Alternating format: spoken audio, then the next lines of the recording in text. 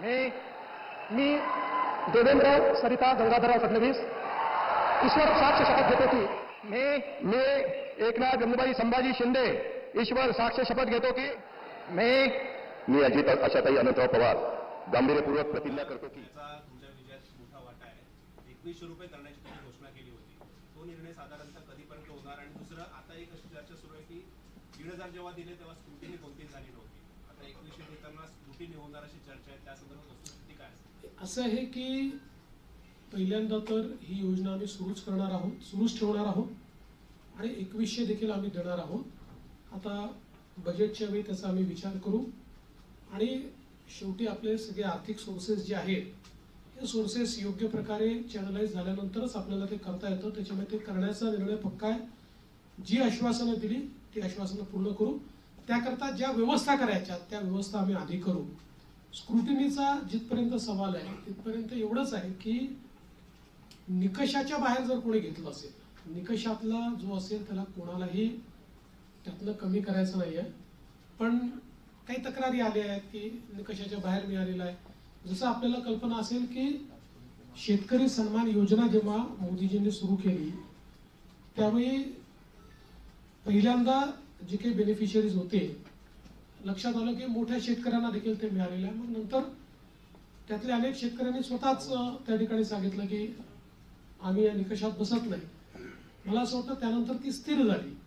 अशाच प्रकारे जर ॲपरंटली या योजनेमध्ये काही ज्यांना आपण निकष ठरवलेले आहेत त्या निकषाच्या बाहेरच्या आमच्या बहिणी मिळाल्या तर त्याचा पुनर्विचार होईल. पण सरसकट काही पुनर्विचार वगैरे करण्याचा विषय नाही.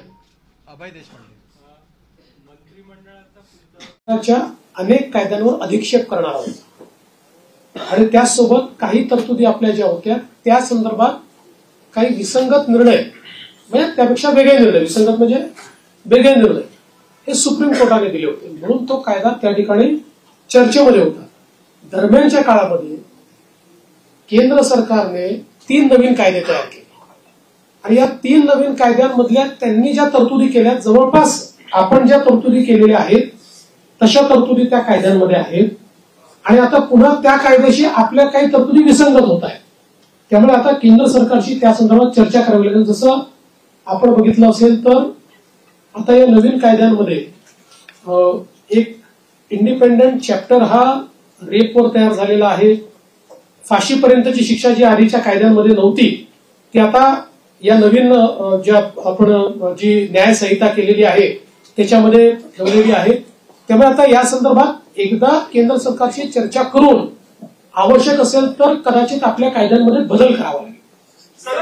प्रसाद पाटील 1 मिनिट. प्रसाद पाटील एक 1 मिनिट. प्रसाद पाटील एक सवाल प्रश्नाचं उत्तर देऊन फक्त एवढं विचारलं, गृह खातं कोणाला कुठल्या पक्षाकडे राहील आणि अर्थ खातं कुठल्या पक्षाकडे राहील? आता आम्ही तिघं मिळून ठरवू. आम्ही आता तिघं मिळून सरकार त्यामुळे सरकारकडे राहील आणि सरकार चालेल. एबीपी माझा एकनाथ शिंदेची शेवटच्या टप्प्यापर्यंत नाराजी आपल्याला पाहायला मिळत होती. नेमकं कारण काय स्पष्ट झालंय का आणि गृह खातं खरंच त्यांच्याकडे जाणार आहे का? मी तुम्हाला 100% सांगतो त्यांची बिलकुल नाराजी नव्हती.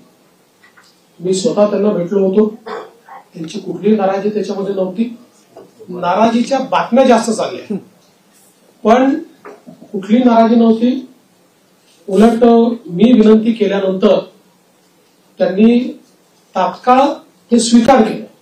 मी त्यांना विनंती केली की मी म्हटलं मागच्या काळात जेव्हा मला उपमुख्यमंत्री मला सांगितलं तेव्हा मला असं वाटत होतं की मी मुख्यमंत्री आहे तर मी उपमुख्यमंत्री होऊ नये. पण मला नंतर लक्षात आलं की जेव्हा अशा प्रकारचं अलायन्सचं सरकार असतं त्यावेळी प्रमुख व्यक्ती जर सरकारमध्ये नसला तर पक्ष आणि सरकार या दोघांचा समन्वय राहत नाही आणि त्यामुळे त्यांनी ते मान्य केलं.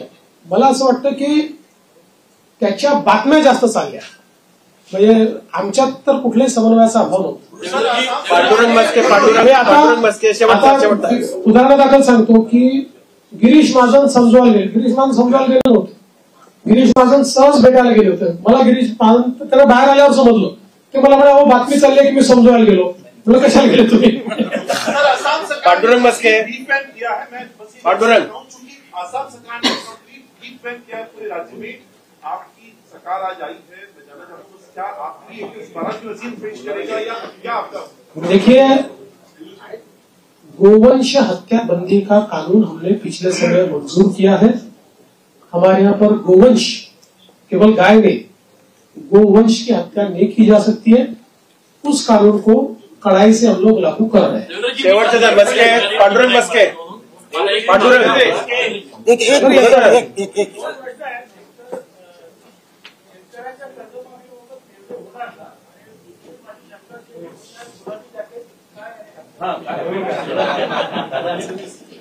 दादांनी शिवून दिलं.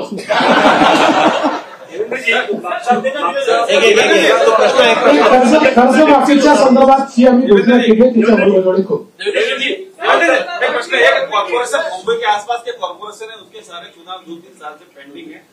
अब देखिए, सुप्रीम कोर्ट में वो अटके हैं, लेकिन हमारा प्रयास रहेगा. हमने पिछले भी समय सरकार की ओर से अर्जी लगाई थी कि इतने समय इसको पेंडिंग रखना ठीक नहीं है.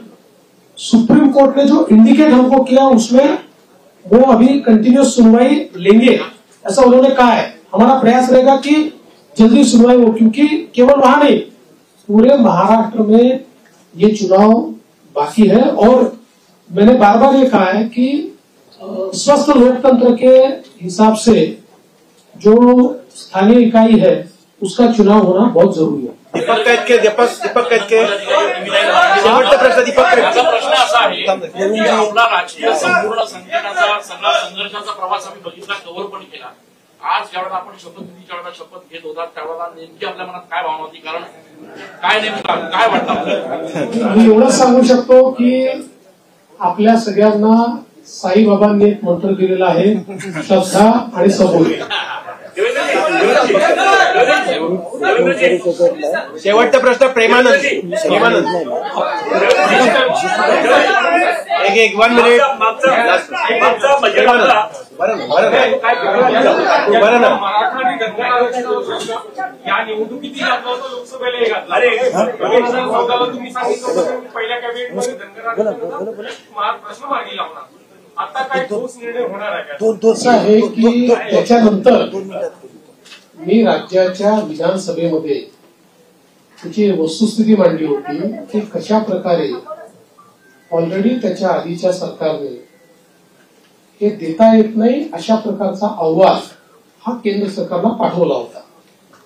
त्याच्यानंतर त्याच्यामध्ये बरीच कारवाई झाली. मध्यंतरीच्या काळामध्ये त्याची केस कोर्टामध्ये झाली. कोर्टामध्ये त्याला सपोर्टिंग एफिडेव्हिट्स आम्ही केले, परंतु एका कुठल्या तरी सर्टिफिकेटमुळे कोर्टाने त्याच्यात दुसरा निर्णय घेतला. नंतर ते सर्टिफिकेट बोगस असल्यामुळे ते सर्टिफिकेट आम्ही रद्द केलं. आता पुन्हा कोर्टाच्या विचाराधीन तो विषय आहे आणि कोर्टामध्ये योग्य ती बाजू आम्ही मांडलेली आहे. आणि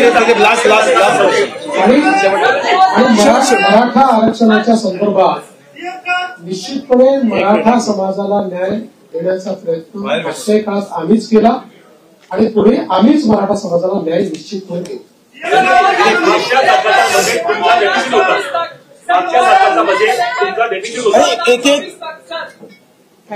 सर 2019 से लेकर 2024 तक खासकर लॉ एंड ऑर्डर को लेकर आपको हमेशा गृह मंत्रालय आपके पास था, विरोधी पक्ष आपको टारगेट करता रहा.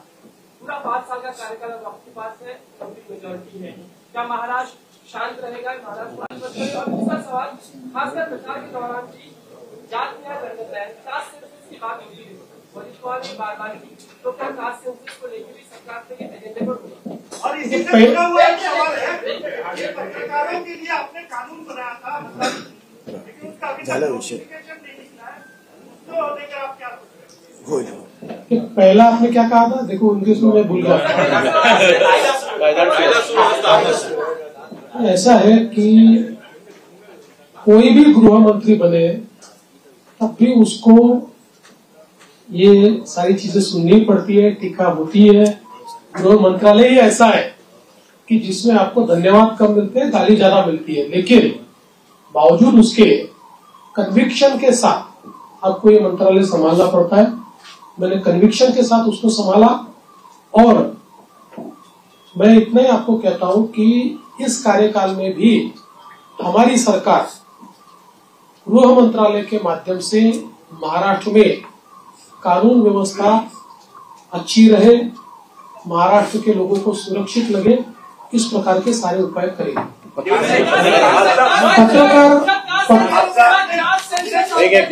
देखिए, भारतीय जनता पार्टी की भूमिका ये बार बार हमने स्पष्ट की है कि कास्ट सेंसस को हमारा विरोध नहीं है। जो पहला कास्ट सेंसस बिहार में हुआ हमारे समर्थन से ही हुआ है। हमारा हमेशा इतना ही कहना है कि कास्ट सेंसस को वेपनाइज मत करो।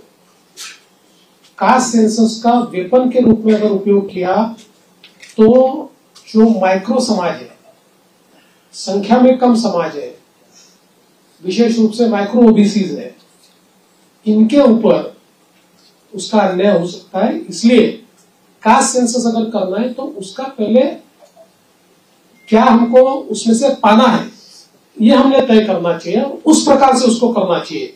उसको राजनीतिक वेपन बनाने की कोशिश अगर होगी तो समाज में विघटन होगा।